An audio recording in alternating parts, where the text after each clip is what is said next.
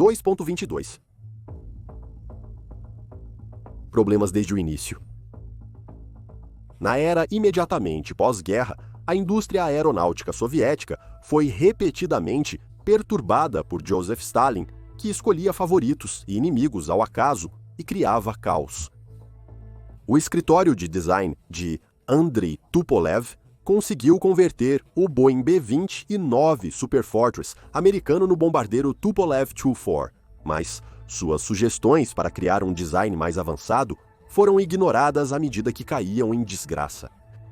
A história da aviação militar tem vários exemplos de aeronaves que parecem ser um fracasso completo, mas nada pode superar a história do primeiro bombardeiro supersônico soviético, o Tupolev 222. Os problemas e a controvérsia deste avião, que o próprio Tupolev se referiu como sua criação mais infeliz, podem ser vistos através da variedade de apelidos aplicados ao 222 durante sua carreira. Inscreva-se no canal para receber notificações de novos episódios.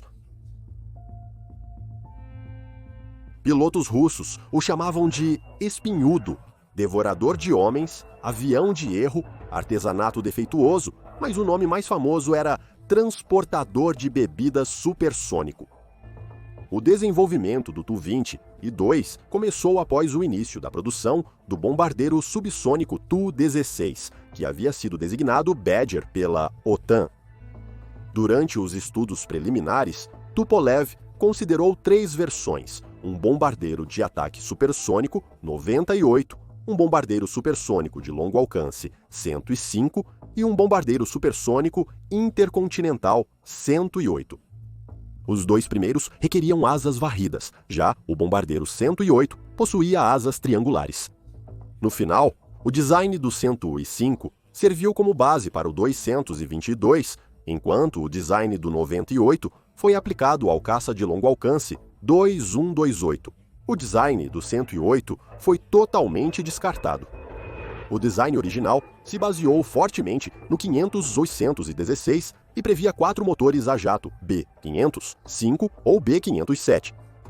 O ângulo das asas inclinadas para trás foi aumentado para até 45 graus. O projeto foi finalmente aprovado pelo governo soviético em agosto de 1954. Apesar de inúmeras objeções dentro da liderança do Partido Comunista. Problemas no voo. A OTAN chamou o Tu-22 de Blinder.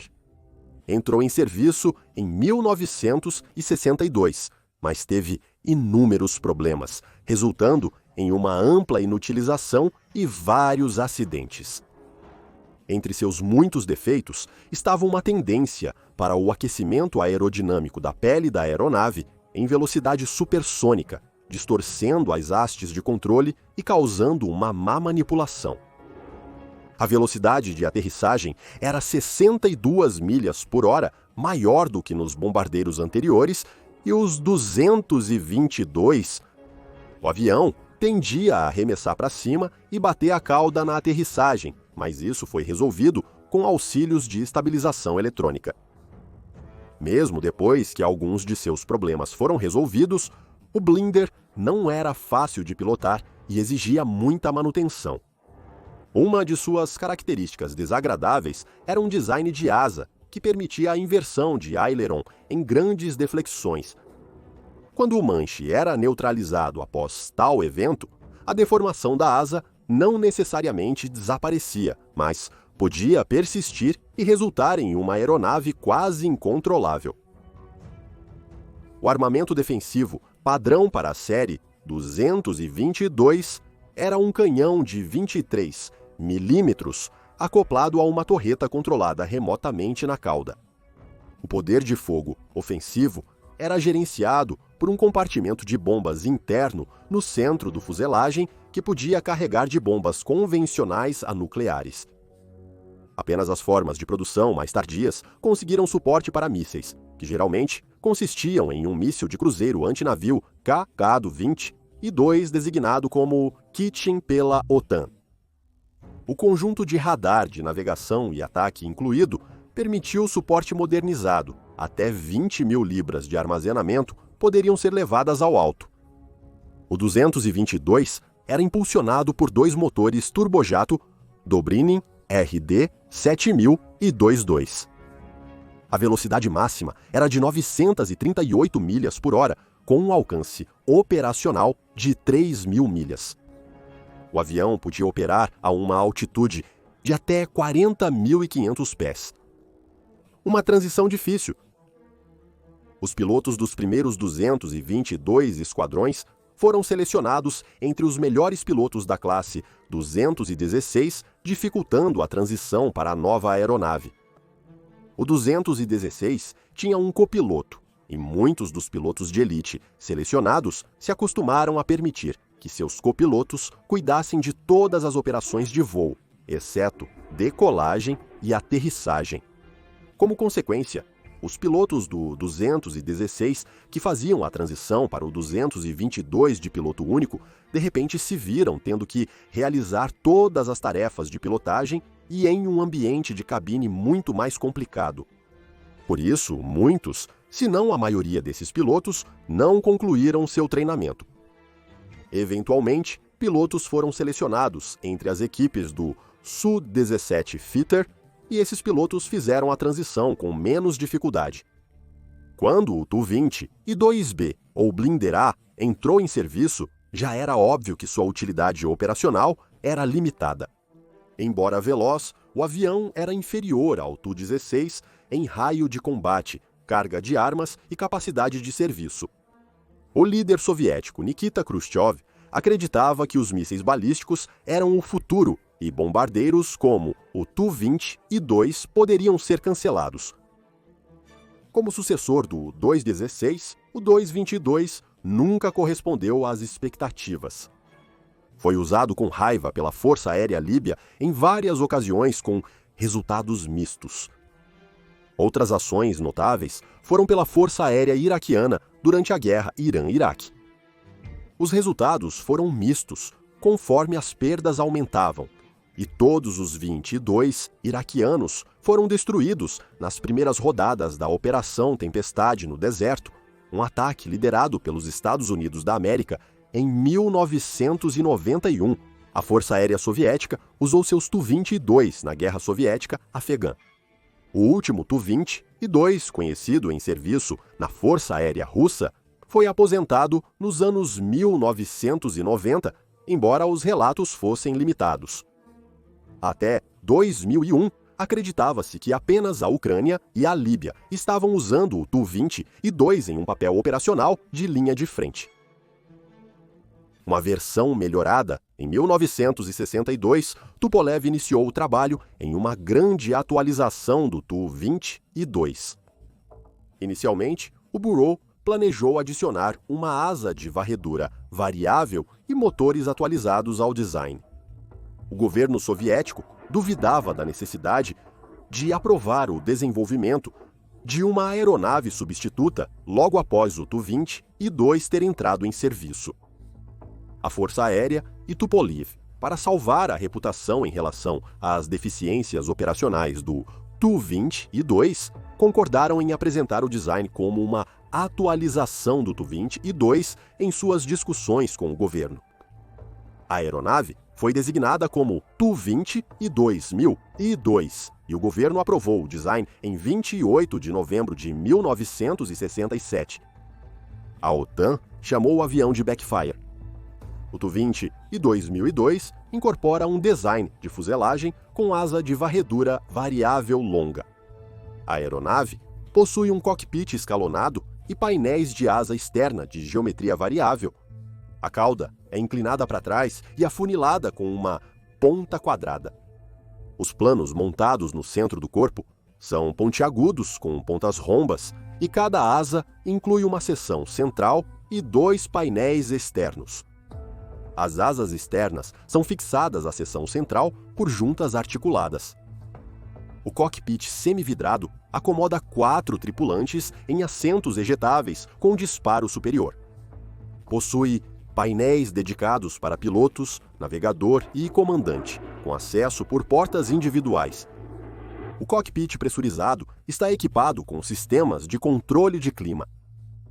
A aeronave é equipada com pontos de fixação para transportar mísseis de distância, QH-20 e 2, mísseis nucleares, QX-15 ou mísseis anti-radar, QX-15P, e bombas de queda livre, Força Aérea Brasileira 250 ou Força Aérea Brasileira 1500. Os pilares da asa e da fuselagem e o compartimento interno de armas têm capacidade para transportar 50 e 2.900 libras de carga de armas. A aeronave também está armada com uma arma GSH-23 de duplo cano de 23 milímetros em uma torre de cauda controlada remotamente. O 222.002 está equipado com um sistema de radar de navegação e bombardeio, PNA-PNAD, um sistema de controle de fogo por radar Argon 2 e um local de bomba óptico de backup baseado em televisão. As contramedidas são fornecidas por um receptor de alerta de radar, bloqueadores de frequência de rádio e equipamentos de contramedidas defensivas aprimorados. Uma variante mais poderosa, o 222.000 e 23, ou Backfire 100, também foi equipada com subsistemas de computação especializados, aumentando significativamente a precisão do bombardeio.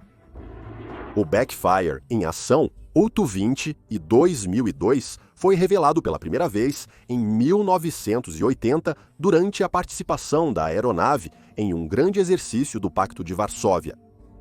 Durante o exercício, os Tu-20 e 2002 navais realizaram operações antinavio ao minerar partes do 1002 Ar Báltico para simular um desembarque anfíbio. O exercício foi amplamente coberto pela imprensa e pela mídia de televisão.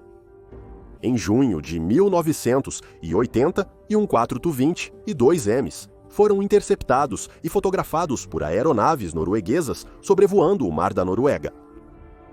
O primeiro ataque, simulado pelo Tu-20 e 2002 contra um grupo de porta-aviões da OTAN, ocorreu em 30 de setembro e 1º de outubro de 1982.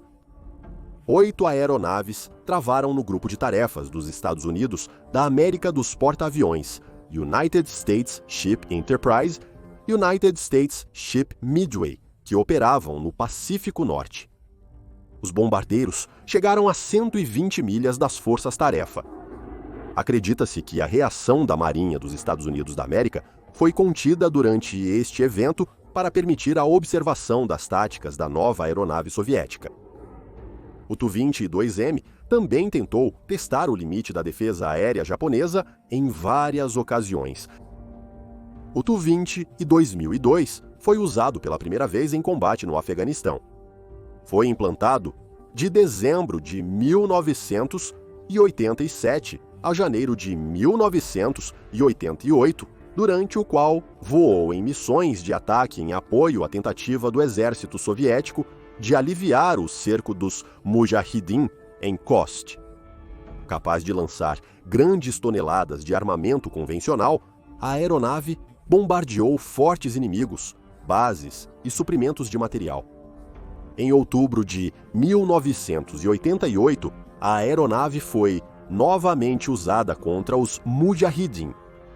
16.222 M3LE foram usados para dar cobertura às forças soviéticas que se retiravam do país.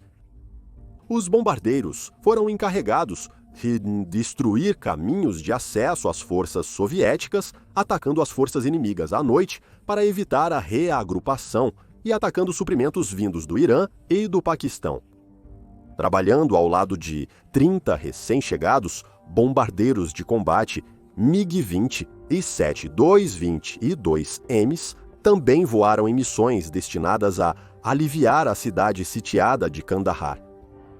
A Federação Russa usou o Tu-20 e 2000 e 23 em combate na Chechênia durante 1995, realizando ataques perto de Grozny.